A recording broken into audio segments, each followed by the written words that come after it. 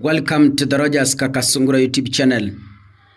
Samia Suluhu, the Tanzanian dictator, is not yet off the hook, as I've been telling you, because one day, it doesn't matter how long it takes, she will find herself accountable for the thousands of killings that she oversaw in Tanzania. People died, young people lost their lives under the watch of Samia Suluhu protecting power. One day, one time, it shall come to pass. As I am speaking, the United Nations has called for an immediate and thorough investigation into the killings and other human rights violations committed during Tanzania's recent elections. In a statement they issued today, the UN Human Rights Chief Volker Turk revealed that information obtained by the agency revealed that hundreds of protesters and other people were killed and an unknown number injured, while others were detained. He also disclosed that reports reaching the UN Human Rights Office indicated that bodies of those killed during protests may have been taken by security forces to undisclosed locations. This is what I was telling people here, and people thought I was propelling rumors. When I was updating you what was happening in Tanzania, I publicly told you that so many young people have been killed in Tanzania, and police are trying their best to conceal the bodies that was lying, the bodies that were lying on the ground, those who were killed by the protesters. And police were doing this under the watch of a president who wanted to retain power. Imagine. Information obtained by the Human Rights Office from different sources in Tanzania suggests that hundreds of protesters and other people were killed and a unknown number injured or detained. The office, however, has been unable to independently verify the casualty figures owing to the volatile security situations and the internet shutdown which followed the vote. I want to read a statement from VOC.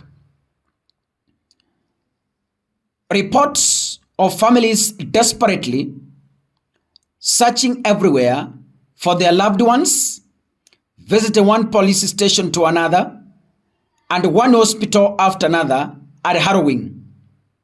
I strongly urge the Tanzanian authorities to provide information about the fate and whereabouts of all those missing, and to hand over the bodies of those killed to their loved ones so that they can be given dignified burials. There are so disturbing reports that the security forces have been seen removing bodies from the streets and hospitals and taking them to undisclosed locations in an apparent attempt to conceal the evidence. The UN High Commissioner for Human Rights has urged Tanzanian authorities to investigate these grave allegations of human rights violations fully and transparently, and to hold those responsible to account. He called once again for the unconditional release of all opposition figures arrested before the general election, including opposition Chadema party leader Tundu Lissu and all other individuals who have been arbitrarily detained since election day. It is reported as of today that more than 150 people have been arrested since the vote, with the legal basis unclear. Many of them including children, have allegedly been charged with treason. TAC said it is essential that all those arrested or detained on criminal charges are promptly presented before a judicial officer and can effectively contest the lawful of their detention. All those detained must be afforded the full range of due process, rights guaranteed under international human rights law. So from this, ladies and gentlemen, the United Nations feels that yes, atrocities were committed in Tanzania by Samia Suluhu.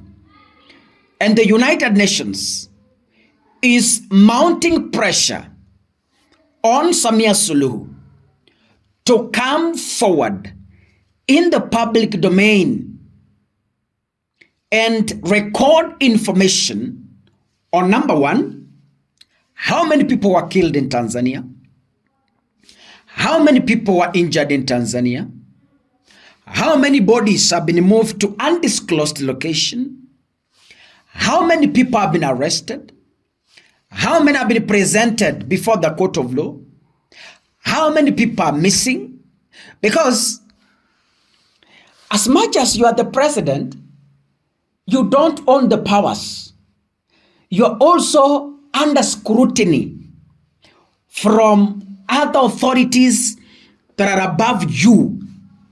So what we are calling on the Tanzanian government is to take responsibility. If not, the people of Tanzania have always told you, you choose two things. One, you decide to go after Suluhu, or Suluhu decides to come for you. International bodies, including Kenya, is also pushing on your behalf. The United Nations is pushing on your behalf. The AU electoral observers released information. They are also pushing on your behalf. Human rights across East Africa and beyond are pushing for your own rights. It is you Tanzanians to decide what you want.